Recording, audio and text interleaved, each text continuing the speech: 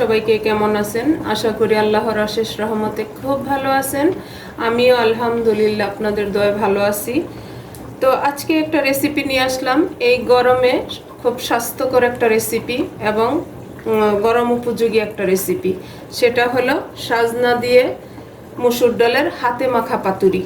তো এই হাতে মাখা পাতুরিটা রান্না করতে সময়ও বেশি লাগে না এবং শরীরের জন্য অনেক উপকারী একটা খাবার।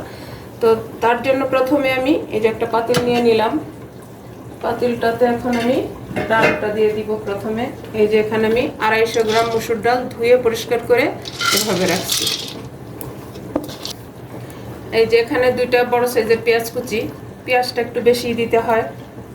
এই যে তারপরে দিব হলো আমি একটা বড় সাইজের রসুন কুচি। তারপরে এখানে 1 চামচ কারি পাতা, এখানে 7-8টা কাঁচামরিচ, সব কিছু এখানে দিয়ে দিব আর কি। আমি এখন দিব আমি স্বাদ মতো লবণ, আর এটাতে আমি কাঁচা আমও দিব। এখন 1 চামচ দিব হলুদ গুঁড়া। আমি 2বার দিলাম, হাফ করে উঠছে এই জন্য আমি 2বারে দিলাম।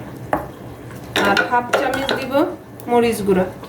এই যে 1/2 চামচ মরিচ গুঁড়া, 1/2 চামচ দিব ধনে গুঁড়া, 1/2 চামচ দিব জিরা গুঁড়া।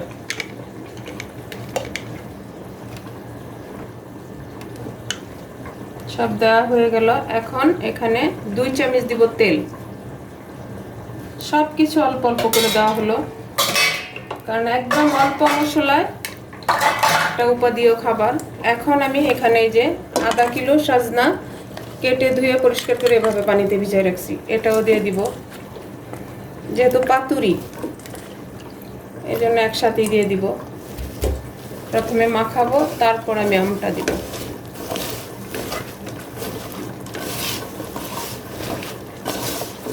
এই যে দেখেন, মাশাআল্লাহ এখনই দেখতে কত লোভনীয় লাগতেছে, এখনো তো রান্না হয়ই নেই। এই যে এখন এখানে আমি পানি দিয়ে দিব। এই যে 1 কাপ পানি দিব।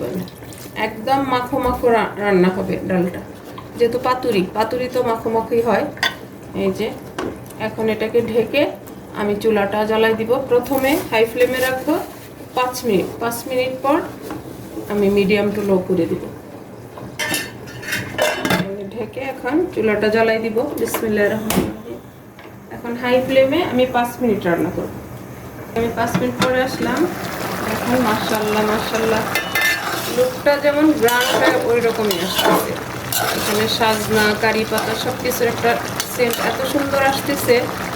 প্লিজ আমার প্রিয় ভাই বোনেরা এবং আমার নতুন রাঁধুনি যারা আছেন তাদের উদ্দেশ্যে বলি, এবং প্রবাসে আমার ভাইয়েরা যারা আছেন তাদেরকেও বলি, আমার এই রেসিপিটা ফলো করে এভাবে এই গরমের মধ্যে এই ডালটা রান্না করে খেয়ে দেখুন।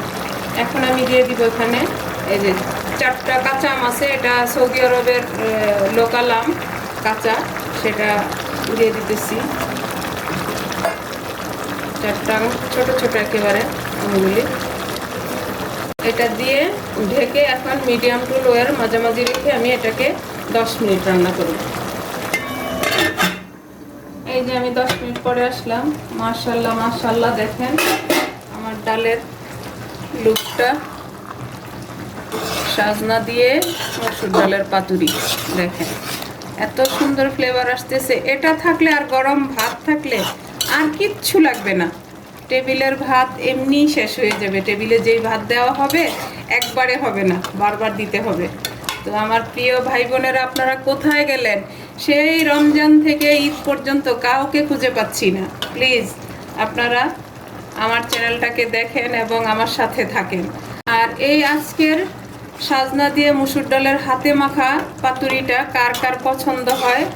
যদি পছন্দ হয়, একটু ভালো লাগে, তাহলে আমার চ্যানেলটাকে সাবস্ক্রাইব করবেন, লাইক করবেন, শেয়ার করবেন এবং কমেন্টস করবেন, আর আমার পাশেই থাকবেন। আর যারা সাবস্ক্রাইব করছেন তাদেরকে অসংখ্য ধন্যবাদ। আর নতুনদের আমার চ্যানেলটা দেখার জন্য ওনাদেরকে স্বাগতম।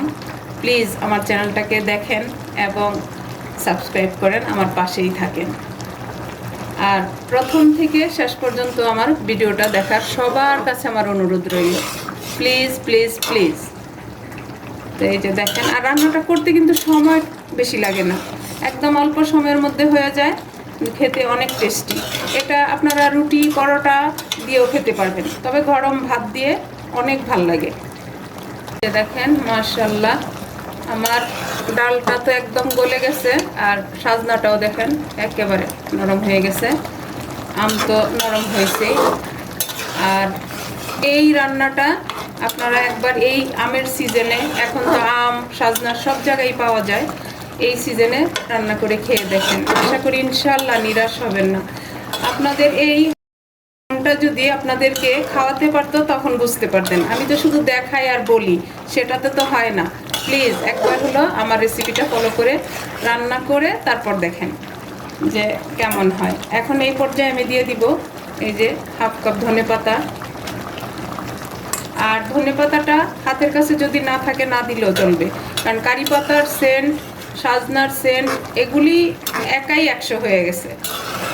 এই যে দেখেন হাতে মাখা ডাল, এত সুন্দর লুক আর এত সুন্দর ফ্লেভার, বাসায় না করলে পাবেন না। এই যে হয়ে গেল আমার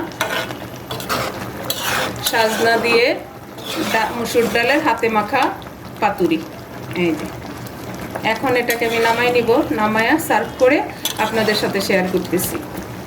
এই যে দেখেন আমার প্রিয় ভাই বোনেরা এবং প্রবাসে যেই ভাইয়েরা আছেন তাদের উদ্দেশ্যে বলি, দেখেন মাশাআল্লাহ মাশাআল্লাহ লুকটা দেখেন আমার এই সাজনা দিয়ে মসুর ডালের হাতে মাখা পাতুরি। এটা তো আমি শুধু আপনাদেরকে দেখাতে পারছি, কিন্তু খাওয়াতে তো পারতেছি না, এটা টেস্টও আপনারা বুঝতে পারতেছেন না। আর এই রান্নাটা করতে একেবারে সময় কম লাগে। আমার প্রিয় ভাই যারা প্রবাসে আছেন তাদের উদ্দেশ্যে বলি, তারা বাহিরে অনেক কাজ করে এসে রান্না করে খেতে হয়, তাদের উদ্দেশ্যে বলতেছি এই কারণে, আপনারা যদি এটা হাতে মেখে চুলায় বসাই দিয়ে গোসল করতে করতে আপনাদের এই রান্নাটা হয়ে যাবে। একেবারে সহজ রেসিপি, কিন্তু শরীরের জন্য অনেক স্বাস্থ্যকর একটা রান্না এই গরমের সিজনে। তো এই কাঁচা আমের সিজন এবং হলো সাজনার সিজন, এখন এই সাজনা আর কাঁচা আম থাকা অবস্থায় যদি এই রান্নাটা করে আমার প্রিয় ভাই বোনেরা না খান তাহলে মিস করবেন। যাই হোক, আজকে অনেক কথা বলে ফেললাম। আজকে আমার এই সাজনা দিয়ে মসুর ডালের হাতে মাখা পাতুরিটা কার কার পছন্দ হলো আবারও বলি, আমাকে জানাবেন।